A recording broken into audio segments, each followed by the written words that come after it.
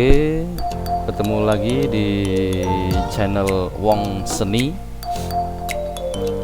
Gimana kabar kalian semua? Semoga kita selalu diberi kesehatan, kenikmatan oleh Tuhan Yang Maha Esa. Pada kesempatan video-video sebelumnya udah pernah kita bahas tentang konsep musik kreasi. Nah, di dalamnya ada terdapat musik kontemporer, musik tradisional, musik modern, ya, itu yang masuk dalam musik kreasi.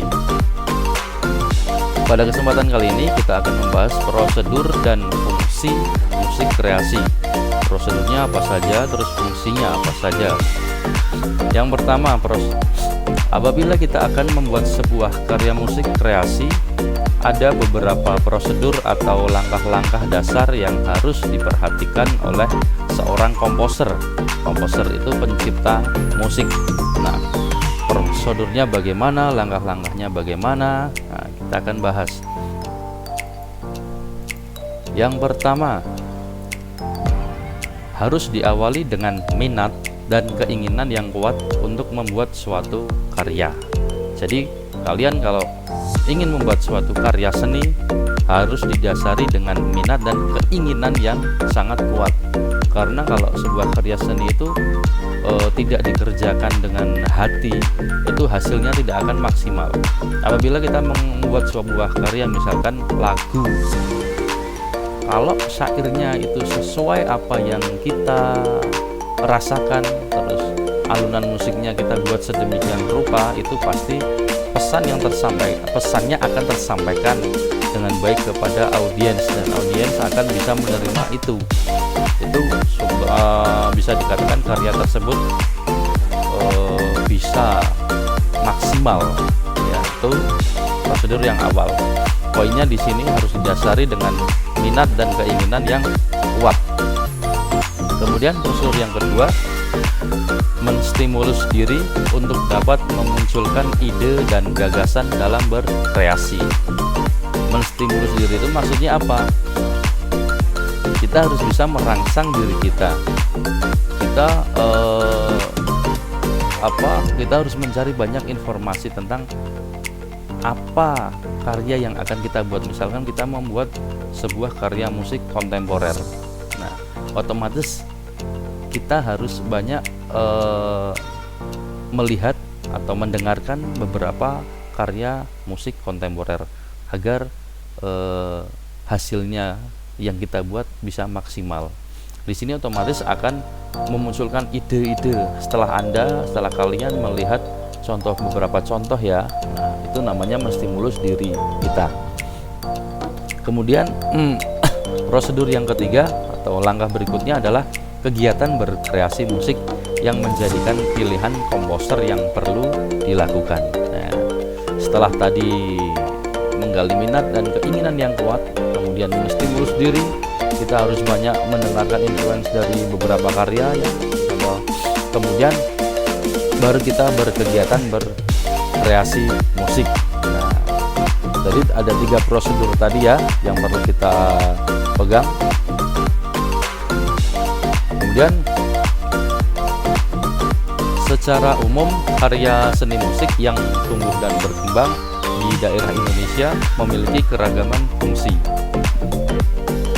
Jelas sebuah karya itu, entah itu musik atau tari, itu mempunyai keragaman fungsi. Nah, di sini fungsinya apa saja? Nah, bisa kita lihat yang pertama. Fungsi yang pertama yaitu fungsi sebagai sarana upacara. Yang dimaksud di sini bukan sarana upacara bendera, ya. Lebih tepatnya ke sarana upacara adat. Nanti ada tugas di akhir slide, nanti kita bisa baca sendiri. Kemudian fungsi yang kedua yaitu sebagai sarana pertunjukan. Maksudnya seperti apa? Ya, pernah kita bahas juga di kelas 10. Kemudian fungsi yang ketiga sebagai sarana media komunikasi. Sarana media komunikasi. Kemudian fungsi yang keempat sebagai sarana media pendidikan. Kemudian fungsi yang kelima sebagai sarana media hiburan. Pasti ya. Fungsi yang terakhir yaitu sebagai sarana media komoditi dan ekspresi.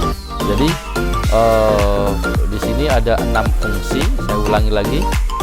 Yang pertama sebagai sarana upacara, kedua sebagai sarana pertunjukan, yang ketiga sebagai sarana media komunikasi, yang keempat sebagai sarana media pendidikan, yang kelima sebagai sarana media hiburan, dan yang keenam sebagai sarana media komoditi dan ekspresi. Itu tadi fungsi daripada karya musik yang khususnya berada di Indonesia. Nah, di sini bisa kita lihat beberapa contoh alat musik tradisional yang berasal dari Indonesia ya. Ada sasando, ada kendang, gamelan. Di sini ada gamelan Jawa, gamelan Bali. Nah, untuk penugasan kali ini apa? Nah, di sini bisa kalian baca sendiri. Setelah kalian pelajari materi tersebut di atas tadi ya, selanjutnya coba kalian cari contoh jenis musik berdasarkan tiap fungsinya. Jadi tadi fungsinya kan ada 6. Saya kasih contoh, misalkan fungsi yang pertama sebagai sarana upacara. Berarti ini contoh jenis musiknya apa? Misalkan ada upacara menanam padi, bisa aja ada upacara ngaben, di situ ada musik yang digunakan di situ. Nah, tuh kalian cari, bisa browsing di Google, banyaklah di sini contoh jenis musik atau jenis kesenian berdasarkan tiap fungsinya, gitu ya. Mungkin cukup sampai di sini kesempatan kita pada pertemuan kali ini. Sampai ketemu lagi di video-video berikutnya. Assalamualaikum warahmatullahi wabarakatuh.